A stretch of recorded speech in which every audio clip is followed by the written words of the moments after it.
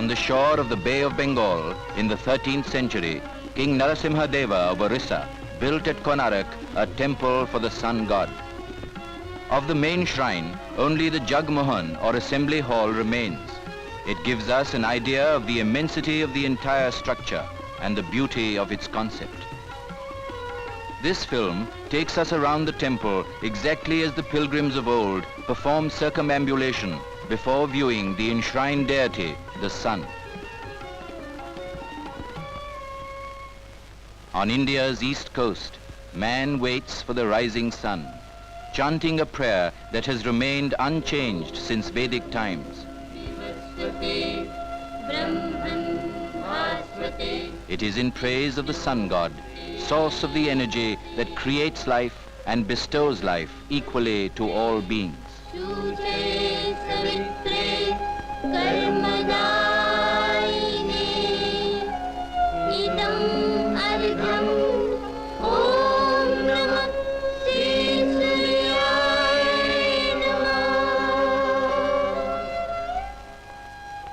As night dissolves in the light of day, the trek of pilgrims begins. They make their way on foot and on bullock cart to the mighty temple of Konark, which embodies the sun's radiance.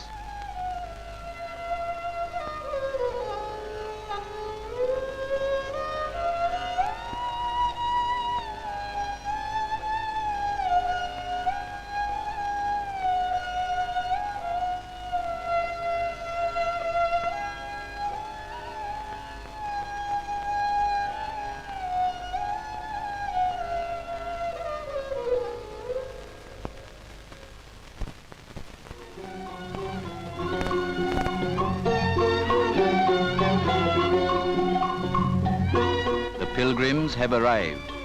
They rest only to prepare themselves for the entry into the shrine.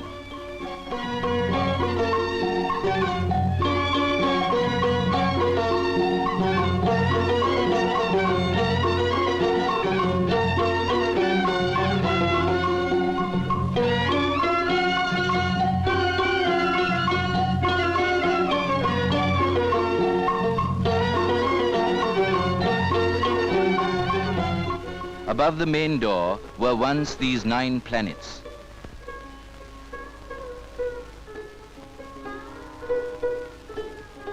They blessed the pilgrim and ensured a long life to the temple. Benign and fierce, good and evil, they are the masters of time and space, the molders of destiny. The circumambulation begins.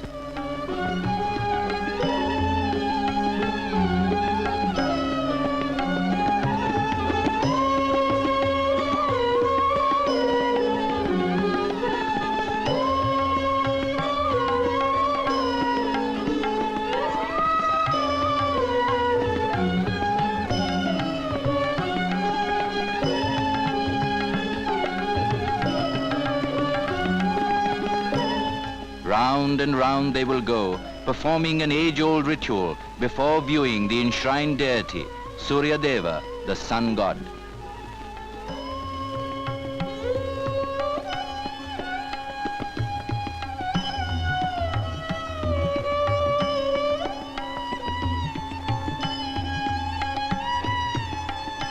Detached from the main shrine is a square structure known to some as the Nat Mandir, or the hall of dance, drama and music. Carved on the walls of the platform are large numbers of dancing and musical figures, vibrant, rhythmic, joyous.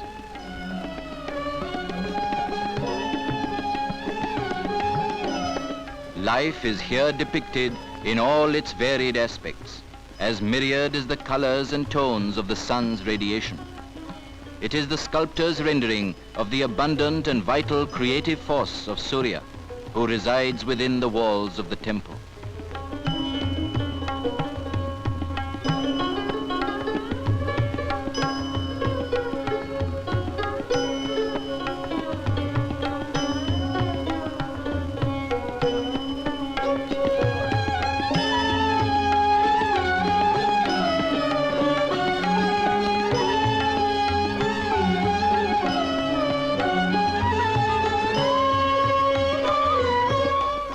the Nat Mandir, we face what remains of the main temple in the form of a gigantic chariot.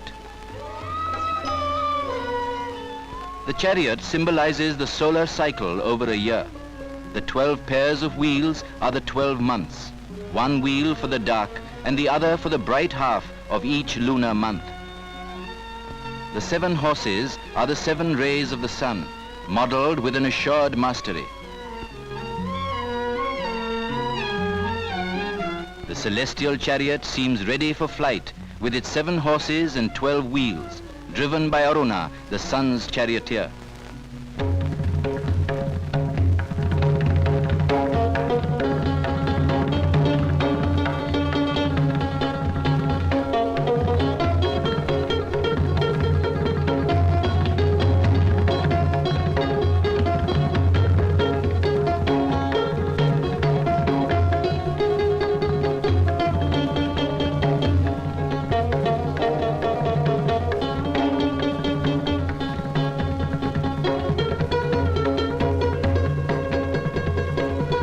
The illusion is complete.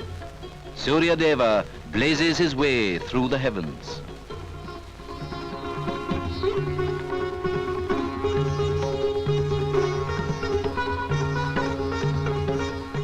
The wheels of the chariot are not just beautifully carved, but infused with a deep significance. Each lotus-centered wheel, with its 8 major and 8 minor spokes, represents the revolving sun wheel, encompassing time and space.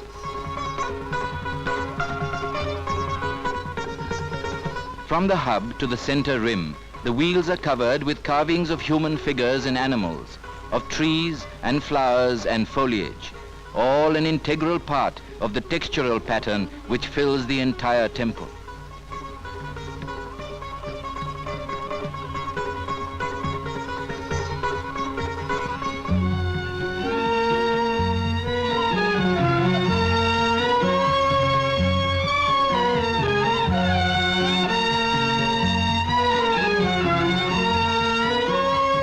In whichever direction the eyes turn, there is a remarkable continuation of the same theme, executed with the same exquisite sensitivity.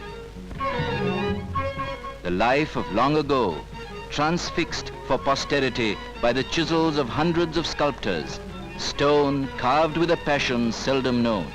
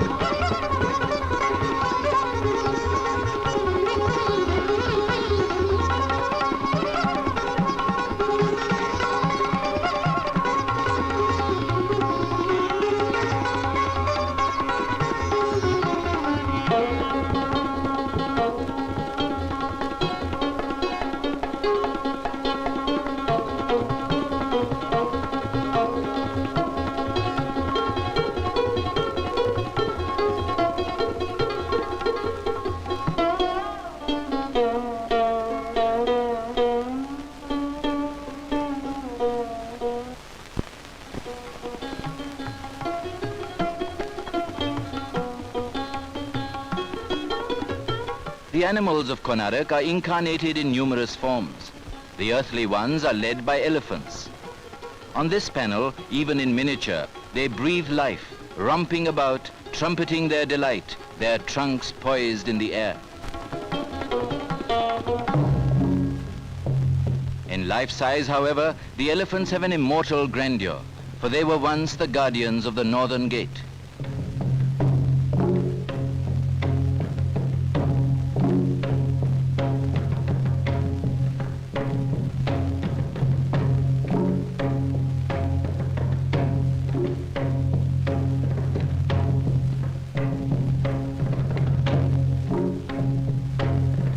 And there the war horses, led by their grooms and trampling upon fallen foes, for they were once the guardians of the southern gate.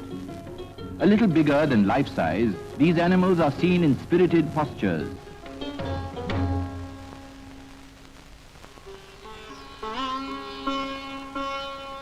Looking up at the Temple of the Sun, often described as the Black Pagoda, we are humbled by its colossal scale. Konark represents the great culmination of temple architecture in Orissa.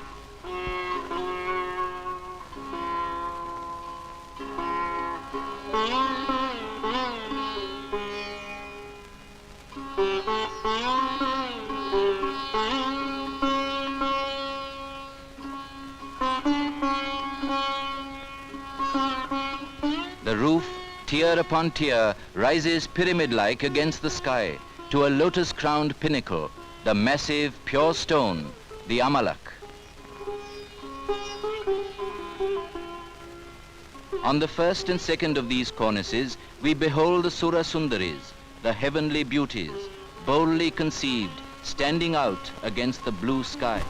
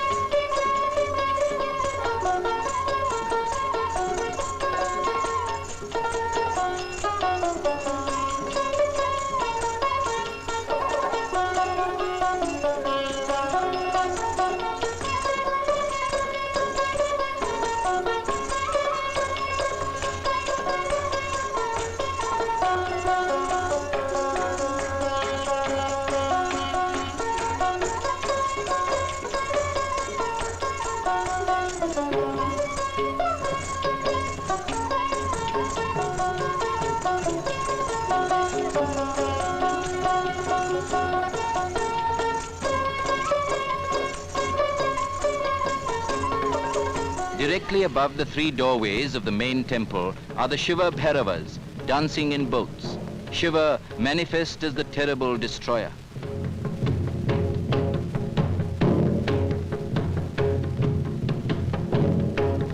On the third and fourth cornices, the lions and the gigantic male human figures. They symbolically, if not structurally, support the circular ribbed finial.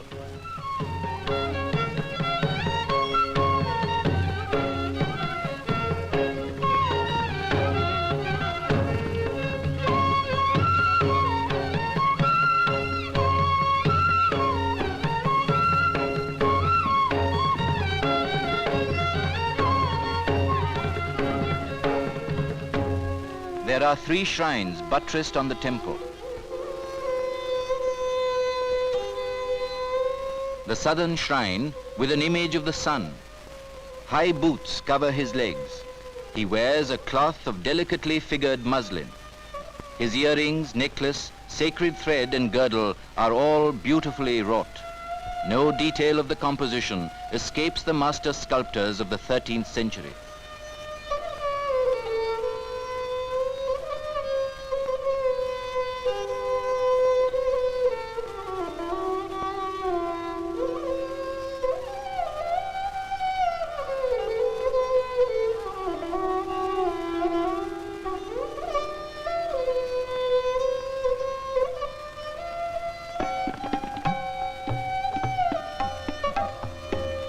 Western shrine.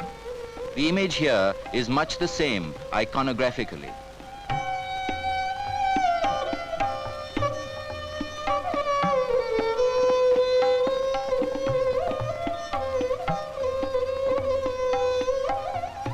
But there is one difference, the headdress. It is an intricately wrought crown.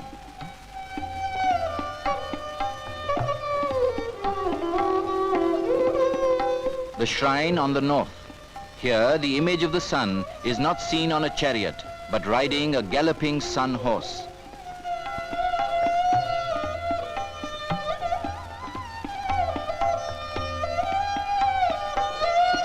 We now stand before the main temple door.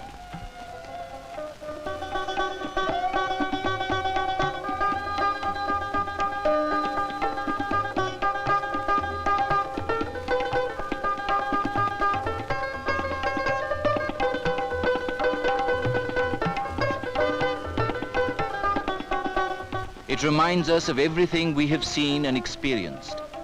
It explains to us once again the meaning and significance of entry into the temple. That life is a veil, behind or within which is God.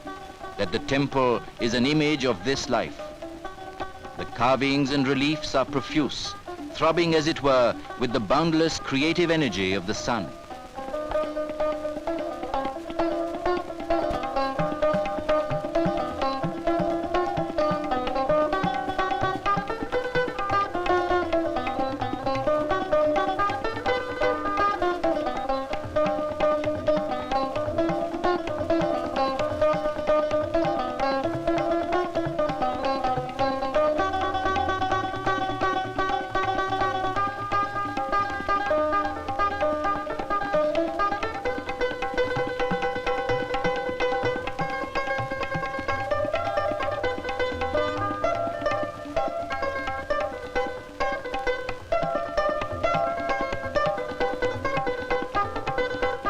The supreme moment of the darshana, the viewing of the enshrined deity, has arrived. The pilgrim enters the Garbhagriha, the sanctum sanctorum. Today, there is only this broken pedestal under the open sky, the god missing and no one knows where. Yet for the devotee, he is here, always, for eternity. Surya Deva, pervading the air, the earth and heaven, the soul of all that moves or stands.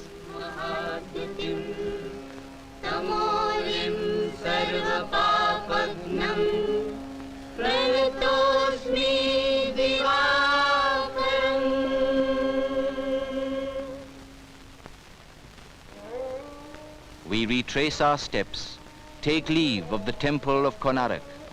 Living men have touched, as it were, the bodies of the gods, paid homage to the maker of the day.